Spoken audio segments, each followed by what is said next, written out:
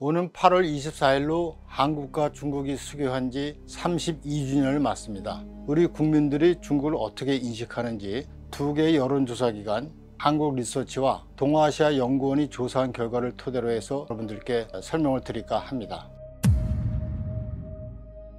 대체로 중국에 대해서 좋지 않은 인상을 갖고 있다. 2022년에 70.3%였다고 한다면 지난해 2023년 여름에는 좀 더 늘어났어요. 71.9%. 반면에 중국에 대해서 좋은 인상을 갖고 있다도 또 늘어났습니다.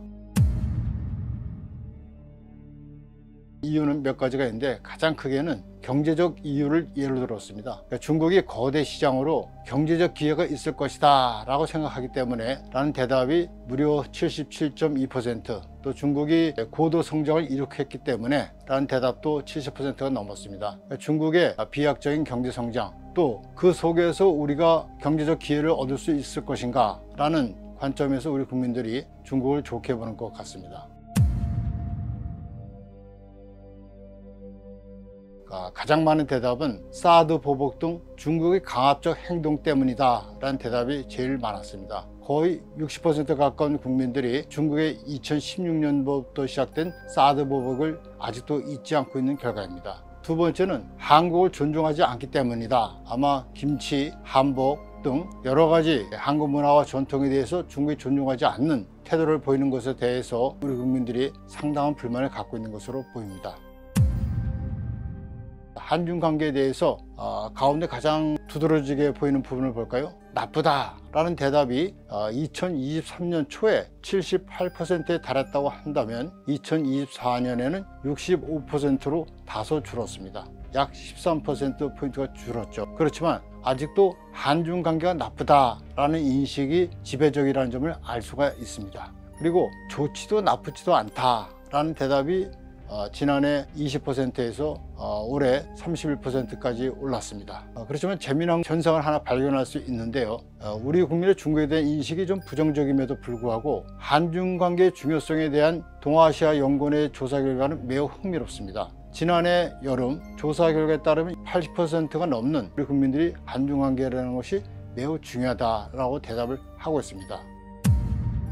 한국 경제에 미치는 영향을 우리 국민들은 어떻게 생각할까요? 큰 위협이 된다 또는 어느 정도 위협이 된다는 대답이 좀 많았어요. 지난해 71%에서 올해는 60%로 조금 낮아졌습니다만 아직도 중국 경제가 한국에 좀 위협이 된다라는 대답이 많아요. 반면에 한국 경제에 도움이 된다라는 대답은 지난해 16에서 올해 28%포인트로 좀 올라섰습니다. 동아시아 연구원의 조사 결과도 비슷한 모습을 보입니다. 한중 경제 관계에 대해서 상호 경쟁적이다 라는 대답이 무려 60% 가깝고요. 상호 보완적이다 라는 대답은 20%에도 미치지 못했습니다. 과거에는 한중 간 상호 보완적인 경제 협력을 많이 이야기를 했는데 우리 국민들 생각에는 이제는 보완적이라기보다는 두 나라 경제가 상호 경쟁적이다 라고 생각하는 인식이 대단히 높아졌음을 알 수가 있습니다.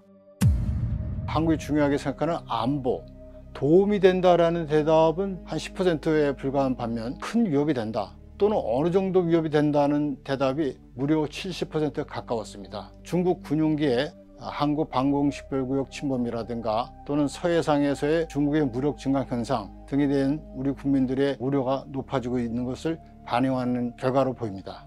한중 관계를 거의 파탄 지경으로 몰고 갔던 2016년의 사드 배치, 이 문제에 대한 우리 국민의 인식은 어떨까요? 이 사드를 추가 배치하는 것은 말도 안 되고 아예 철거해야 된다. 약 한 17% 되고 현재 지금 배치된 사드는 운용을 하되 추가 배치는 하지 말았으면 한다라는 대답이 50-60% 사이에 포진해 있습니다. 이를 볼 때 한국민들의 70% 이상은 사드의 추가 배치를 반대하고 있는 것으로 알 수가 있습니다.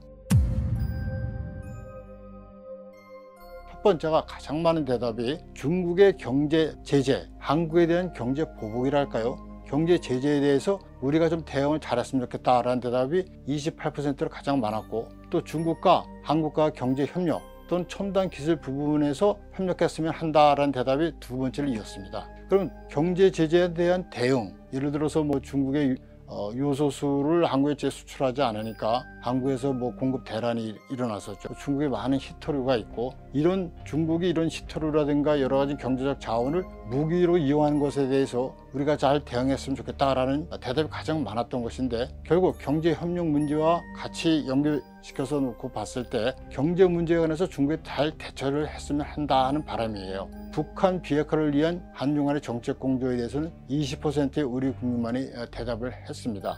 양국민의 상호 인식 개선이라든가 또는 중국의 황사죠, 또는 기후변화, 코로나로 대표되는 감염병 문제, 이런 문제에 대한 협력이 제일 아래 순위로 나타났습니다. 한국뿐만 아니라 많은 나라들이 미중 양국 간 경쟁의 틈바구니, 또 미중 갈등의 사이에 끼어 있습니다.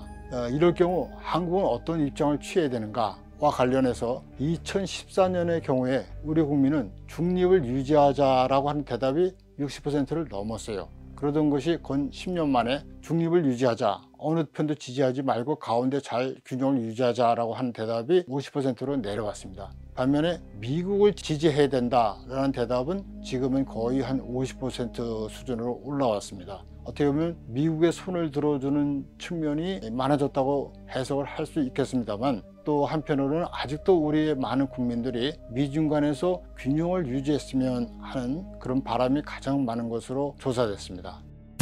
한중 관계 개선과 한미일 3국 간의 협력 강화 문제에 대해서 어떤 것이 더 중요하냐라는 질문을 한번 던져볼 수가 있는데요. 우리 윤석열 정부가 추진하는 외교정책은 첫 번째가 한미동맹의 강화였죠. 두 번째가 한일 관계를 개선하고, 세 번째가 한미일 지역협력을 강화하고, 그리고 마지막으로 한중관계 협력 확대를 모색하겠다라는 것인데, 한미일 지역협력 강화와 한중관계 관계 개선 어떤 게 더 순위에 앞서야 되느냐라는 문제와 관련해서 우리 국민들은 둘 다 비슷하게 중요하다라고 하는 대답이 제일 많았어요. 반면에 무슨 소리냐, 한미일 협력이 더 중요하다라고 하는 대답이 무려 27%, 한중관계 개선이 더 중요하다라는 대답은 8%에 그쳤습니다. 어떻게 보면 한미일 협력이 더 중요한 거 아니냐라고 말씀을 하실 수도 있겠습니다만, 한중관계 개선도 한미일 협력 못지않게 중요하다고 하는 대답이 60% 수준에 이르는 것을 우리가 알 수가 있습니다. 지금까지 여론조사를 통해 드러난 민심을 네 가지로 정리를 할 수 있다고 봅니다. 첫 번째는 중국에 대한 우리 국민들의 호감도는 여전히 70% 정도가 부정적입니다. 그렇지만 재미난 현상은 중국은 여전히 한국이 중요하다는 인식이 80%를 넘는다는 것입니다. 제 생각에는 중국이란 나라가 비록 우리 마음에 들지 않아도 중국은 중요한 나라이기 때문에 한중 관계를 잘 관리할 필요가 있다는 게 이 시대를 살고 있는 우리 국민들의 생각이 아닐까 싶습니다. 그리고 이 우리 국민들이 현 정부의 바라는 대중 외교에서 처리해야 될 문제 우선순위를 본다고 하면, 첫 번째가 경제 대응과 협력, 그리고 두 번째가 북핵 문제에 있어서의 공조, 세 번째가 국민 정서가 악화되는 걸 막아달라는 것으로 이해할 수가 있겠습니다.